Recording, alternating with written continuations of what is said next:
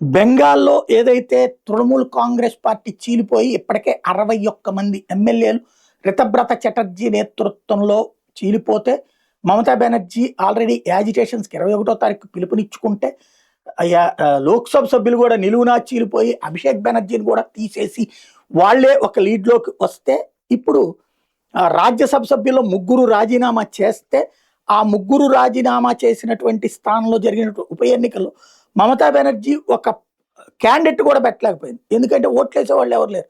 చివరికి ఆవిడకి ఇప్పుడు 15 మందో 16 మందో మిగిలారు ఎమ్మెల్యేలు. ఎవరైతే సుష్మితా దేవ్, సుఖేందు శేఖర్ రాయ్, ప్రకాష్ చిక్ బార్లిక్ వీళ్ళ ముగ్గురు తృణమూల్ కాంగ్రెస్ నుంచి బీజేపీలోకి వచ్చేసారు, రాజీనామా చేసేసారు. మళ్ళీ ఇప్పుడు బీజేపీ తరపున వీళ్ళు అక్కడ గెలుపొందారు. దీంతో బీజేపీ రాజ్యసభ సభ్యుల సంఖ్య 117కు చేరుకుంది రాజ్యసభలో. ఇక ఎన్డీఏ 152 సీట్లకి చేరుకుంది. 2/3 మెజార్టీకి దగ్గరలో ఉంది.